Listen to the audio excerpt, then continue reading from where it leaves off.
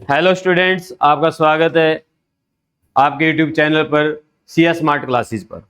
आज हम इस वीडियो में क्लास 9 उसका मैथमेटिक्स चैप्टर नंबर 3 उसकी एक्सरसाइज बच्चों 3.1, 3.2, 3.3 एक ही वीडियो में करने वाले हैं। ठीक है, अगर आप इससे पहले वाली वीडियो देखना चाहते हैं सेकंड चैप्टर या फर्स्ट चैप्टर की, तो आप चैनल पर जाइए, आपको वहाँ पर प्ले लिस्ट मिलेगी, वहाँ से आप अपने क्वेश्चन क्लियर कर सकते हैं जो भी आप देखना चाहते हैं। अगर आप साइंस की वीडियो देखना चाहते हैं, मैंने आपको अपलोड किया है चैप्टर मोशन अभी, ठीक है, 1 बाय 1 आती रहेंगी। तो अगर आप मोशन देखना चाहते हैं उसकी भी प्ले लिस्ट बनी हुई है, वहाँ पर आप उसको जाके देख सकते हैं। तो आइए स्टार्ट करते हैं हम 3.1 क्वेश्चन नंबर 1 के साथ। देखिए,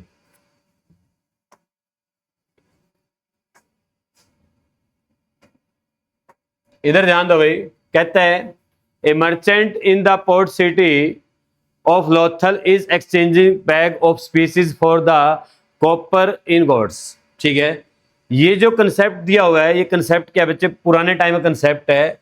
जब होता क्या था, लोगों के पास पैसे नहीं होते थे और वो क्या करते थे, एक चीज को दूसरी चीज से कन्वर्ट कर लेते थे। मान लो किसी के पास वेजिटेबल होती थी, किसी के पास वीट होती थी, ठीक है, तो वीट के बदले वेजिटेबल ले लेते थे, ठीक है, या कोई और काम करता था कोई, उसके बदले में उसको गेहूं अनाज ऐसे कुछ भी दे देते थे। आपस में जो आपकी थिंग्स होती थी उनका एक्सचेंज होता था, पैसों का एक्सचेंज नहीं होता था। तो ये उसका कंसेप्ट है। देखिए क्या बोला गया, कहता है he receive 15 ingots for every 2 bag of species. अगर वो 2 बैग स्पीसीज के देता है तो उसको 15 इनगोट्स मिलेंगे 2 बैग के बदले में। ठीक है, अब उसने क्या पूछा आपसे, if he brings 12 bag of species to the market how many copper ingot will he leave it. अगर वो 12 बैग खरीदना चाहता है स्पीसीज के, तो कितने कॉपर इनगोट देकर आने पड़ेंगे, ये पूछा गया आपसे। ठीक है, तो देखिए भी कैसे करना है इस क्वेश्चन को। आपको पता है कि 2 जो बैग हैं स्पीसीज के, 2 bags of species is equal to 15 ingots. Clear, 15 ingot के बराबर है 2 बैग। एक बैग किसके बराबर हो जाएगा, 1 बैग ऑफ स्पीसीज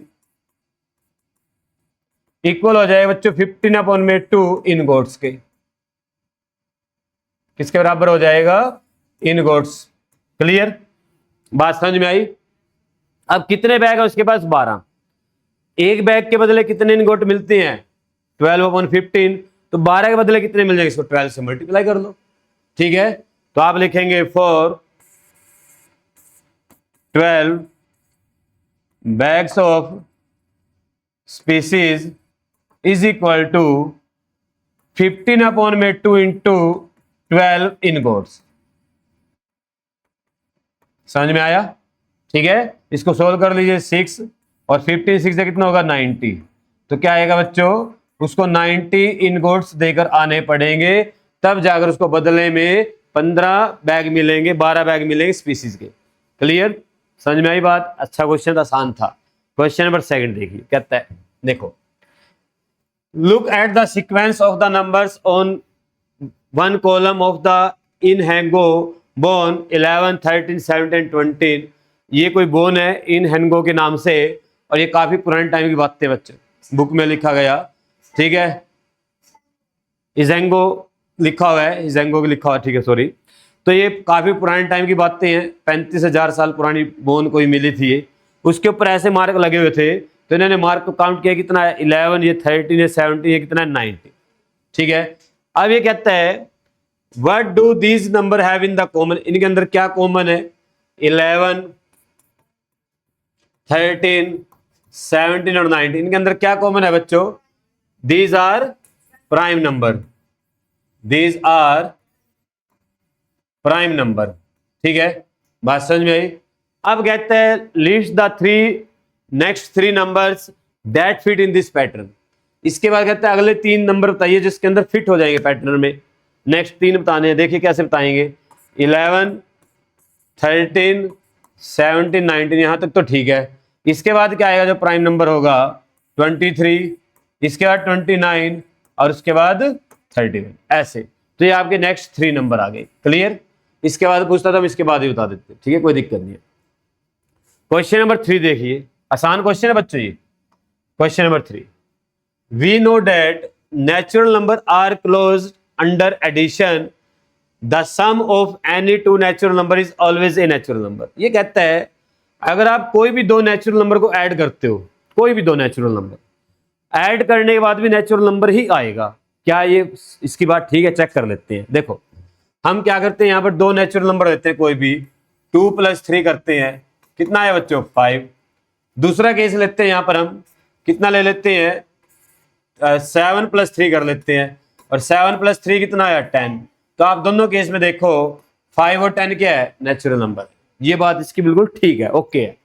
अब कहता है are they close under subtraction, क्या ये बात सब्ट्रैक्शन के लिए भी पॉसिबल है? चेक करते हैं। हम दो नंबर को सब्ट्रैक्ट करते हैं, मान लो 3 में से 2 माइनस करते हैं, कितना आया? 1। यहां तक तो कहानी ठीक है, दो नेचुरल नंबर को सब्ट्रैक्ट किया, आपका नेचुरल नंबर आ गया।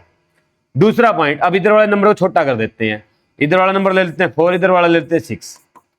तो 4 में से -6 किया तो क्या आया? -2। यहां पर कहानी बिगड़ गई,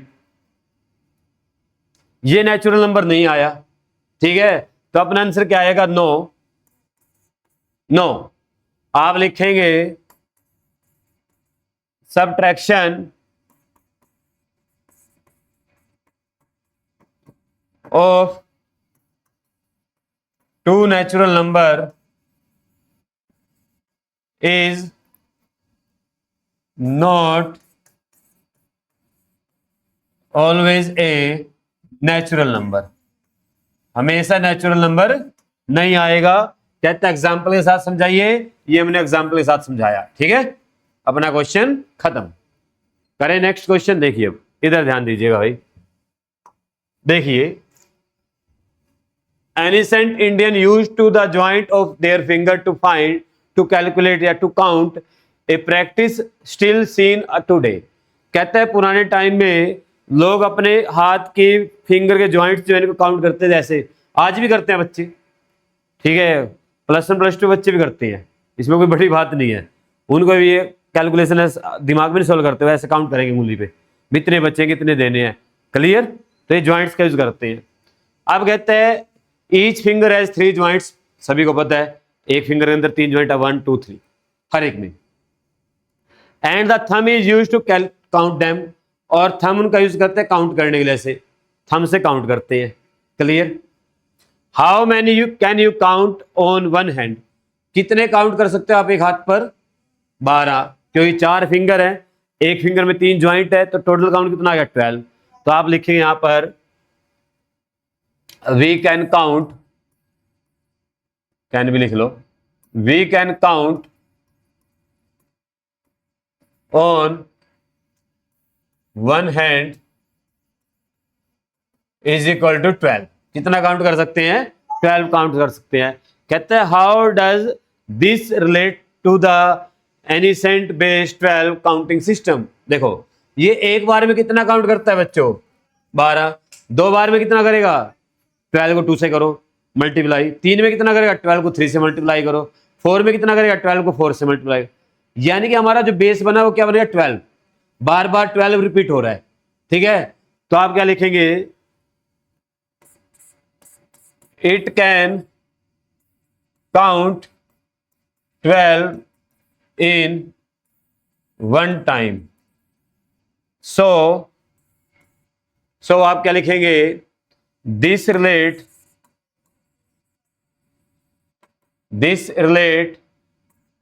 to the ancient base 12 counting system,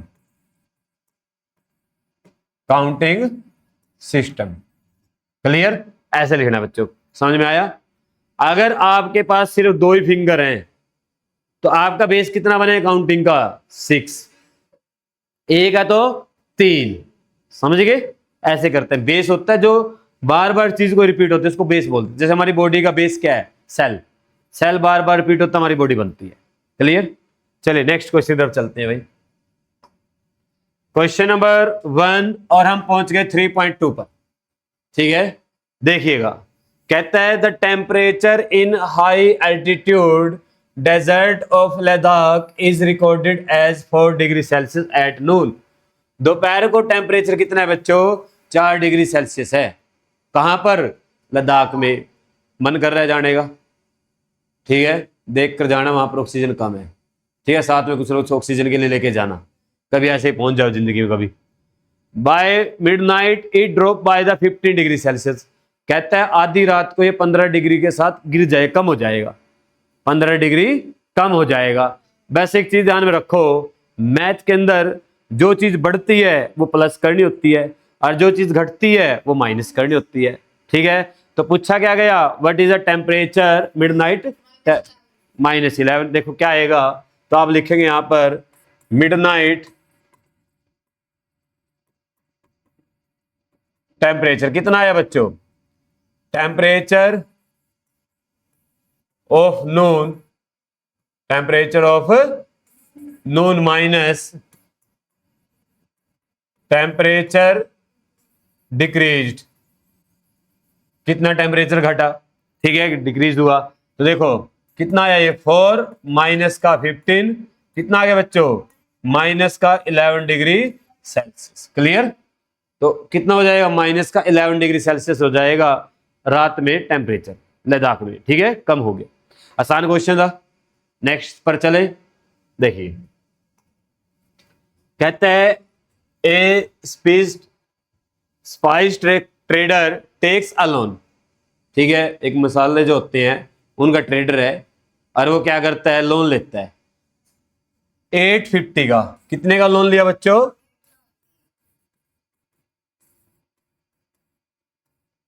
ठीक है, उसके बाद कहता है next day he make a profit या फॉर्चून, कितने का बनाया प्रॉफिट? 1200 का। तो प्रॉफिट कितना आ गया यहां पर?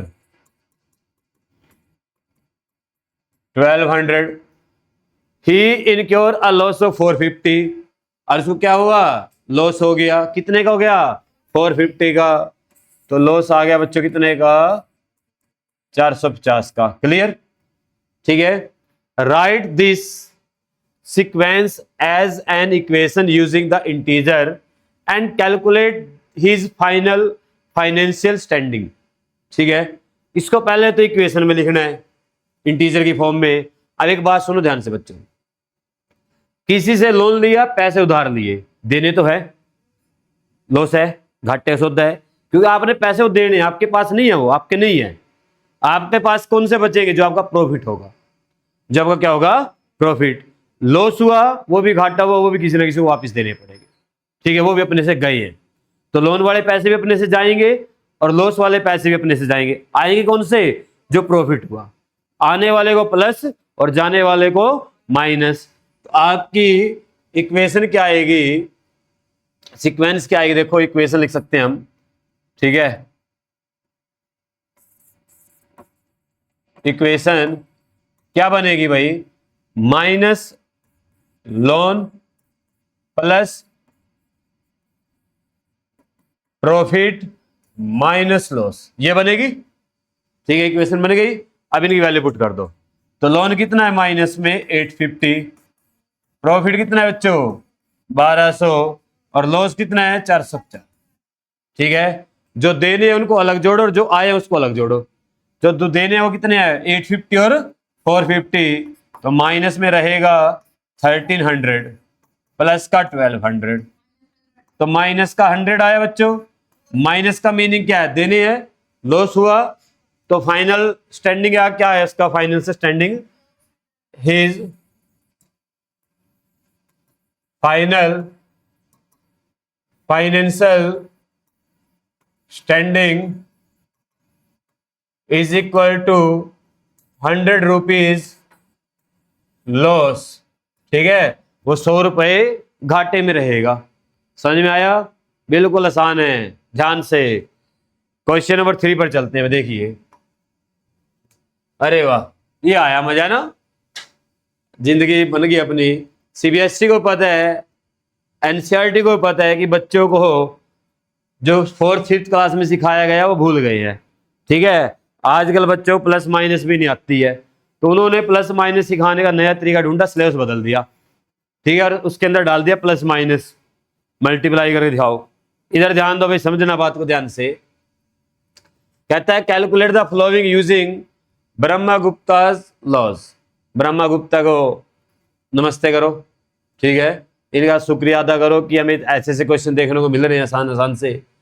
तो इसके जो लॉज हैं वो क्या क्या, रूल क्या क्या है। अगर आप प्लस पॉजिटिव और पॉजिटिव की मल्टीप्लाई करते हैं तो भाई पॉजिटिव आता है। अगर आप पॉजिटिव और नेगेटिव की मल्टीप्लाई करते हैं तो नेगेटिव आता है। अगर आप नेगेटिव और पॉजिटिव की मल्टीप्लाई करते हैं तो भी नेगेटिव आता है। अगर आप नेगेटिव और नेगेटिव की मल्टीप्लाई करते हैं तो पॉजिटिव आता है। ठीक है, ये कुछ रूल हैं इसके। ठीक है, अब देखो पहला पॉइंट, 12 माइनस का 15 का 5 प्लस का तो मल्टीप्लाई करेंगे माइनस का 60 हो गया। सेकंड, माइनस का 8 और माइनस का 7 दोनों माइनस के हैं, प्लस का 56, प्लस का 56। थर्ड, 0 माइनस माइनस का 14 है और माइनस माइनस क्या हो जाएगा बच्चों, प्लस, प्लस का 14 आ जाएगा। ठीक है। फोर्थ, देखिएगा माइनस का 20 और किससे डिवाइड हो रहा है वो, 4 से, तो माइनस 20 को आपने क्या करना बच्चों, 4 से डिवाइड कर देना है। तो क्या आ गया डिवाइड करके माइनस का 5। क्लियर, आ गया समझ में, बिल्कुल easy, take it easy. Next question देखिए भाई, क्वेश्चन नंबर 4, ध्यान समझना भाई। Explain using a real world example of debit. ठीक है, why subtracting a negative number is the same as the adding a positive number. इसने क्या कहा, अगर हम किसी भी नेगेटिव नंबर को सबट्रैक्ट करते हैं तो नंबर एक तरह से प्लस हो जाता है। आपको पता है माइनस माइनस क्या हो जाता है, प्लस हो जाता है। ठीक है, अब ये कहता है इस चीज को ना एक रियल लाइफ के एग्जांपल के साथ समझाओ। भाई आप कोई नेगेटिव नंबर को नेगेटिव करेंगे, माइनस करेंगे और वो प्लस हो जाता है, यानी वो प्लस की तरह काम करता है। ठीक है, अब मैं आपको समझाता हूं। देखो, मान लेते हैं हमारे पास वी हैव 20 रुपीज, कितने हैं, 20 रुपीज, और हमारे पास डेबिट हो गया, डेबिट कितने का हो गया, डेबिट हो गया बच्चों 5 रुपए का, 5 लिख लो, 5 रुपीज का, कितने का हो गया, 5 का। डेबिट का मीनिंग होता है लॉस, डेबिट का मीनिंग क्या होता है, यानी कि अपने से गए, अपने से गए। ठीक है, और मैंने आपको चैप्टर पहले स्टार्टिंग में बताया था, मैथ के अंदर अगर प्लस करना है तो इसका मीनिंग क्या है, आपको कुछ ना कुछ मिल रहा है। ठीक है, यानी किसी को कुछ देना है तो प्लस करो, अगर आप में से कुछ कम करना है किसी को तो माइनस करो, यही तरीका है। आप सुनना ध्यान से बात को, अगर मैं अपने पैसे में से माइनस कर दूं डेबिट को,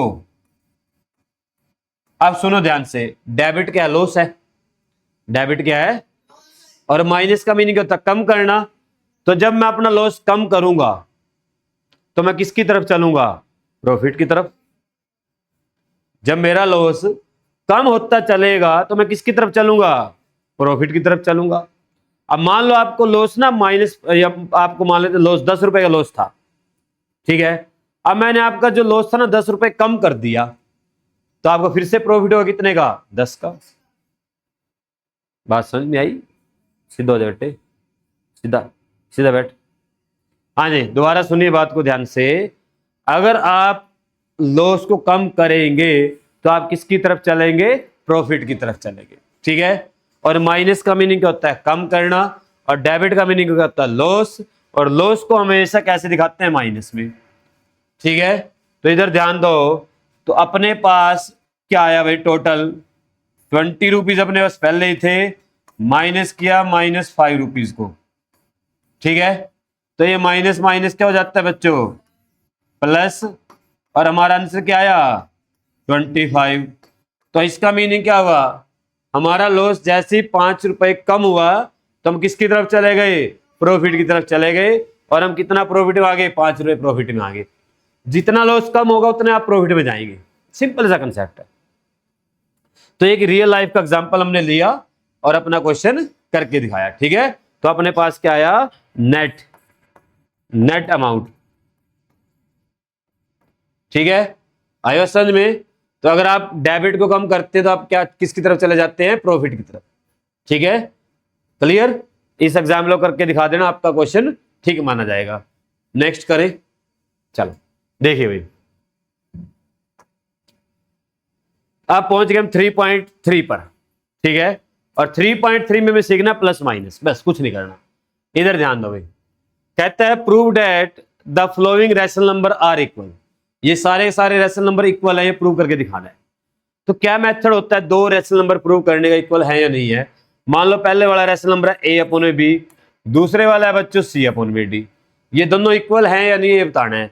समझो कैसे बताएंगे। आपने क्या करना है, a की मल्टीप्लाई d से करनी है और a की c से करनी, b की c से करनी है। तो a की d से करेंगे और b की c से करेंगे। अगर ये दोनों इक्वल आ गए तो आपके दोनों रैशनल नंबर इक्वल है। अगर ये इक्वल नहीं आए तो आपके रैशनल नंबर इक्वल नहीं है। तो पहला एग्जांपल देखिए, 2/3 और दूसरा क्या है बच्चों, 4/6। तो 2 की 6 से मल्टीप्लाई, 4 की 3 से। तो क्या आएगा, 2 की 6 से करेंगे और 3 की 4 से करेंगे तो ये आ गया 12 इक्वल टू, तो इसका आंसर क्या आएगा, यस दीज आर इक्वल। ये क्या है बच्चों, इक्वल है। दूसरा एग्जांपल देखिए भाई, 5/4 और 10/8 कर लो ऐसे मल्टीप्लाई, 8 की और 5 की 40, 4 की और 10 की भी 40, ये भी इक्वल है। थर्ड देखिए, माइनस का 3/5 और दूसरा नंबर क्या है, माइनस का 6/10। ये उधर -3 की 10 से करूंगा माइनस का 30, -6 की 5 से करेंगे माइनस का 30। Both are equal. फोर्थ देखिए भाई, इधर ध्यान दो, 9/3 और दूसरा क्या है 3, जिसके अपोन में कुछ नहीं होगा क्या लगा लेंगे, 1। 9 की 1 से करेंगे 9, 3 की 3 से करेंगे 3। इसका आंसर भी क्या आएगा, यस। इसका आंसर भी क्या आएगा, यस। समझ में आया यहां तक। अब देखिए इधर ध्यान दो, एक में 9 आएगा, सॉरी कितना आएगा, 9। ठीक है, बोथ आर इक्वल। ठीक है, चलो ठीक है कोई बात नहीं। अंज इधर ध्यान दो भाई, नेक्स्ट पॉइंट समझिएगा। एसी बंद कर दे, खराब हो उसका, लाइट कम ज्यादा हुई है, करते करते भाग के। इधर ध्यान दो भाई, नेक्स्ट पॉइंट देखिए। अब हमें क्या करना है, यहां पर एक मेथड और भी है दो रैशनल नंबर को इक्वल करने का। क्या ये मेथड होता है वो, देखो मान लीजिए पहला पार्ट करके दिखाता हूं। फर्स्ट पार्ट में आपको दिया हुआ है 2/3 और दूसरा पार्ट इसका है 4/6। आप एक चीज नोट करना, ये जो रैशनल नंबर है ना, इसका 2 को 2 से मल्टीप्लाई किया 4 आया, 3 को 2 से मल्टीप्लाई किया 6 आया। रैशनल नंबर को हम अपनी मर्जी से किसी भी नंबर से मल्टीप्लाई कर सकते हैं दोनों को, और किसी भी नंबर से डिवाइड कर सकते हैं। ये रूल है, रैशनल नंबर को अपनी मर्जी से उसी नंबर से डिवाइड, उसी नंबर से मल्टीप्लाई। तो अगर आपको इसको ना इसके इक्वल करना है तो एक मेथड ये भी होता है, आप इसको ऊपर नीचे 2 से मल्टीप्लाई कर दो, ठीक आएगा 4/6 आगे इसके इक्वल। सारे ऐसे हो जाएंगे, कोई 2 टाइम्स है, कोई 3 टाइम्स है, कोई 1 टाइम, ऐसे। क्लियर, ये मेथड भी एक आप ऐसे कर सकते हैं रैशनल नंबर को मल्टीप्लाई। ठीक है, ध्यान से। नेक्स्ट करें, चलो क्वेश्चन नंबर 2 देखिए भाई, कहता है फाइंड द सम। अब हमें सम निकालना है भाई, एलसीएम लेना और सम निकालना है, एलसीएम लेना और सम निकालना है। देखिए कैसे एलसीएम लेते हैं, पहले मैं आपको एलसीएम लेना सिखाता हूं। 5 और 10 का एलसीएम लेना ऐसे साइड में। तो ये 2 से डिवाइड हो रहा है 5 और 5, अब ये 5 से डिवाइड हो रहा है 1 और, तो हमारा एलसीएम कितना आ गया बच्चों, 2 की और 5 की मल्टीप्लाई 10। ठीक है, सभी में ऐसे एलसीएम लेना है, सभी में। ठीक है, अब आपको क्या करना है, एलसीएम नीचे लिख लेना है। इन दोनों का जो एलसीएम है 5 और 10 का एलसीएम 10 आ गया। अब दूसरा मेथड क्या होता है, कैसे सोल्व करना, आगे जो नीचे वाला नंबर है ना 5, उससे आपने एलसीएम को डिवाइड करना है। 10 को 5 से डिवाइड करो कितना आएगा, 2। 2 की 2 से मल्टीप्लाई करनी है 4 प्लस, इधर ध्यान दो 10 को 10 से डिवाइड करें कितना आएगा 1, 1 की 3 से मल्टीप्लाई करेंगे 3। दोबारा समझाता हूं, एलसीएम को नीचे वाले नंबर से डिवाइड करना है, जो डिवाइड करके आया उसको ऊपर वाले से मल्टीप्लाई करना है। ध्यान समझ में आया? एलसीएम को नीचे वाले नंबर से डिवाइड करना होता है, जो डिवाइड करके आया उसको ऊपर वाले नंबर से मल्टीप्लाई करना होता है। ठीक है, तो 4 और 3 7 अपॉन में 10। समझ में आया? चलो नेक्स्ट पॉइंट देखिए, सेकंड क्वेश्चन। 12 और 8 का अगर एलसीएम निकाल लेंगे, 12 और 8 का 24 आएगा। कितना आएगा? 24 और 12 से डिवाइड करेंगे 2 की 7 से मल्टीप्लाई करेंगे 14, 28 को 8 से डिवाइड करेंगे 3 की 5 से करेंगे 15, 14 और 15 29 अपॉन में 24, ये आंसर आ गया। ठीक है, थर्ड, इधर ध्यान दो भाई, 7 का और 14 का एलसीएम कितना आएगा? 14 को 7 से डिवाइड करेंगे 2 की -4 से मल्टीप्लाई करेंगे -8, प्लस 14 को 14 से डिवाइड करेंगे 1 और 1 की 3 से मल्टीप्लाई करेंगे 3, तो -5 और +3, -8 सॉरी और +3 तो -5 बच गया। ठीक है, ऐसे करेंगे। क्लियर? समझ में आई बात? नेक्स्ट करें, चलो करते हैं। देखिए इधर ध्यान दीजिएगा भाई, नेक्स्ट क्वेश्चन देखिए। अब कहते हैं डिफरेंस फाइंड करो। क्या फाइंड करना है? डिफरेंस। तो क्या करेंगे भाई, देखिए फर्स्ट पार्ट में 6 और 4 कैल्शियम, दोबारा फिर 12, 12 को 6 से डिवाइड किया 2 की 5 से मल्टीप्लाई करेंगे 10, 12 को 4 से डिवाइड किया 3 की 1 से करेंगे 3, बीच वाला साइन ऐसे ऐसे, तो 10 में 3 माइनस किया 7 अपॉन में 12। ठीक है, सेकंड पार्ट, 8 और 4 कैल्शियम, 8 को 8 से डिवाइड किया 1 की 11 से करेंगे 11, 8 को 4 से डिवाइड करेंगे 2 की 3 से करेंगे 6, तो 11 माइनस 6 करेंगे 5 अपॉन में 8। समझ में आया? थर्ड पार्ट, इधर ध्यान दो भाई बच्चों। ठीक है, इधर ध्यान दीजिएगा, समझिएगा बात को ध्यान, बड़ा आसान काम है। 9 और 3 कैल्शियम आ गया 9 और 3 कैल्शियम कितना आ गया? 9 से 9 कैंसिल, 1 आ गया, 1 की -7 से करेंगे -7। ठीक है, उसके बाद देखिए ये माइनस पहले ही है, 9 को 3 से डिवाइड करेंगे 3 की 2 से करेंगे -2 से, तो -6। ठीक है, -7 और ये प्लस माइनस माइनस क्या हो जाएगा? प्लस, -7 प्लस 6 अपॉन में 9, तो -7 प्लस 6 कितना आ गया? -1। ठीक है, ये आपका आंसर आ गया। क्लियर? थर्ड क्वेश्चन भी हो गया। अब चलते हैं फोर्थ पर। देखिए इधर ध्यान दो, फोर्थ क्वेश्चन में क्या करना है? प्रोडक्ट करना है बच्चों। और प्रोडक्ट का रूल क्या होता है? दो रेशनल नंबर का, a अपॉन बी और c अपॉन डी। तो a की मल्टीप्लाई बच्चों c से होगी, b की मल्टीप्लाई d से होगी, यानी कि ऊपर वाले की मल्टीप्लाई ऊपर वाले से, नीचे वाले की मल्टीप्लाई नीचे वाले से। तो फर्स्ट पार्ट, 2 की 3 से करूंगा 6, 3 की 10 से करूंगा 30। डिवाइड हो रहे हैं, डिवाइड कर देना चाहिए अगर डिवाइड होते हो तो। कितने से डिवाइड हो रहे हैं? 3 से, 3 2 जा 6 और ये आ गया बच्चों 10। अब 2 से डिवाइड हो रहा है 1 बाय, तो आपका आंसर आ गया 1 अपॉन में 5। सेकंड पार्ट, इधर ध्यान दो, 7 की मल्टीप्लाई 5 से 35, 11 की 8 से करेंगे 88। ठीक है, थर्ड, -4 की 5 से करूंगा माइनस का 20, ब्रह्मगुप्ता ला, माइनस प्लस माइनस। 7 और 4 की मल्टीप्लाई करूंगा, कितना आएगा बताओ? 98। कितना आएगा? 98। ठीक है, अब ये डिवाइड हो रही है 2 से, कर लो 10 पे 4 और 9, तो ये आ गया बच्चा माइनस का 10 अपॉन में 49। क्लियर? ये आपका थर्ड पार्ट था। समझ में आया? करें नेक्स्ट क्वेश्चन। मजा आ रहा है ना? आसान क्वेश्चन है, इसमें है ही कुछ नहीं। इधर ध्यान दो भाई, क्वेश्चन नंबर 5। अब कहते हैं जनाब डिवाइड कीजिए। डिवाइड का रूल क्या है? देखो ये जो डिवाइड होगा, मान लो a अपॉन बी डिवाइड करना है c अपॉन डी से। ठीक है, ये डिवाइड क्या होता है बच्चे? प्लस मल्टीप्लाई में कन्वर्ट हो जाता है। किस में कन्वर्ट हो जाता है? मल्टीप्लाई में, और ये बाद वाला रेसिप्रोकल यानी डी अपॉन सी बन जाएगा। अब मल्टीप्लाई कर देनी है, यानी कि ए डी और बी सी। ऐसे करें फर्स्ट पार्ट, देखो 2 अपॉन में 3 डिवाइड कन्वर्ट हो गया मल्टीप्लाई में, और ये 3 अपॉन 10 है तो 10 अपॉन 3 बन गया। ठीक है, 2 की 10 से मल्टीप्लाई 20, 3 की 3 से 9, खत्म, tata bye bye. Second part देखिए, 7 अपॉन में 11 डिवाइड कन्वर्ट हो गया मल्टीप्लाई में, और ये आगे वाला नंबर रेसिप्रोकल हो गया 5 अपॉन 8। 8 अपॉन 5 था, 5 अपॉन 8 था ना, तो 8 अपॉन 5 हो गया।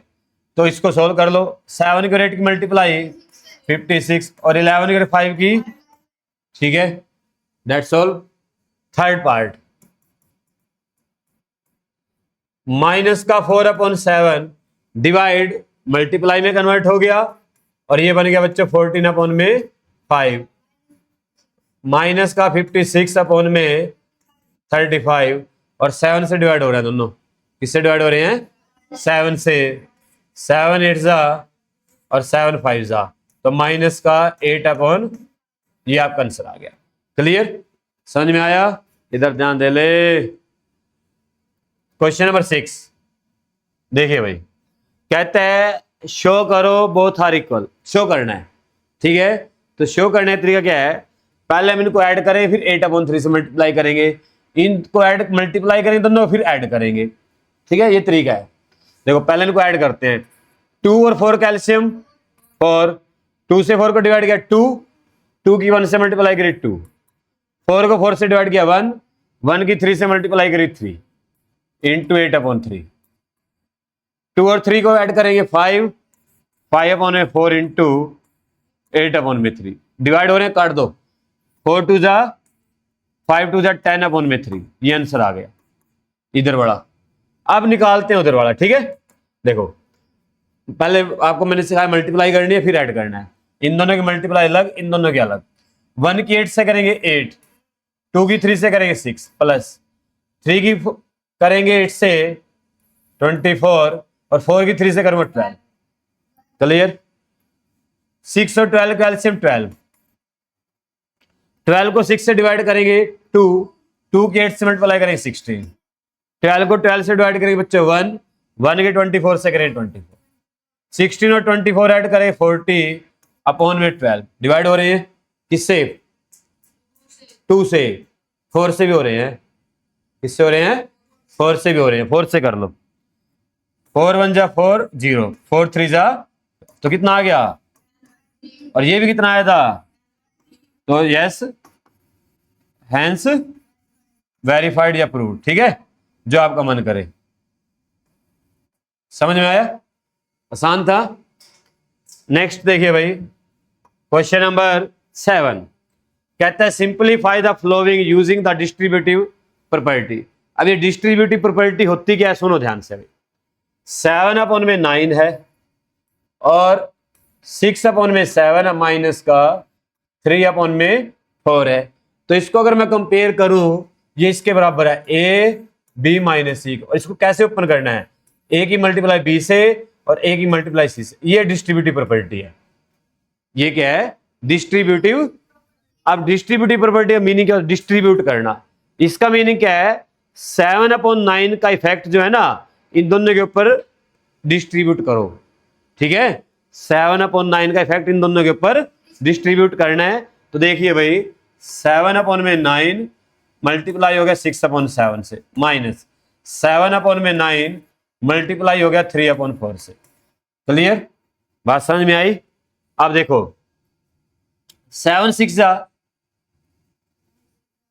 ये ऐसे करो, आसान करते हैं, 7 7 काट दो, खत्म। तो ये आ गया 3 से काट दो, 3 2 जा और 3 3 जा, 2 अपॉन में 3 आ गया इधर, माइनस यहां पर भी ऐसे डिवाइड हो रहा है, 3 3 जा 9, तो इधर बचा 1 और 7, 7 हो गया ऊपर 2, नीचे बचा 3 और 4 मल्टीप्लाई कर 12 हो गया। ऐसे काट सकते हैं। अब आप इनका एलसीएम लो, तो 3 और 12 का एलसीएम 12। मैंने आपको बताया था अगर 2 नंबर हैं और एक नंबर दूसरी टेबल में आ रहा है, तो जो बड़ा नंबर होता है वो एलसीएम आ जाता है। तो 3 और 12 एक दूसरे टेबल में आते हैं, 3 टेबल में आता है 12, तो बड़ा नंबर क्या है 12, तो आपका एलसीएम क्या आ जाएगा 12। ठीक है, देखिए भाई 12 को 3 से डिवाइड करेंगे कितना आएगा 4, 4 2 से करेंगे 8, 12 को 12 से डिवाइड करेंगे 1 की 7 से करेंगे 7, 8 माइनस 7 करेंगे कितना आएगा 1 अपॉन में। ठीक है, समझ में आया। अगर इसको डायरेक्ट करते तब भी आंसर ये आता, डायरेक्ट करते बिना डिस्ट्रीब्यूटिव करे, डायरेक्ट मान लो इन दोनों को माइनस कर लो फिर 7/9 से मल्टीप्लाई कर लेना, तब भी यही आएगा सेम 1/12। आप चेक कर सकते हैं घर, ठीक है, करके देखिए भाई। नेक्स्ट क्वेश्चन देखिए, क्वेश्चन नंबर 8 कहता है find the rational number x such that this and this are equal. देखो 5/6 x प्लस का 3/5 इक्वल टू 5/6 x प्लस का 1/2। इसके ऊपर डिस्ट्रीब्यूटिव प्रॉपर्टी लगाओ, लगा देते हैं।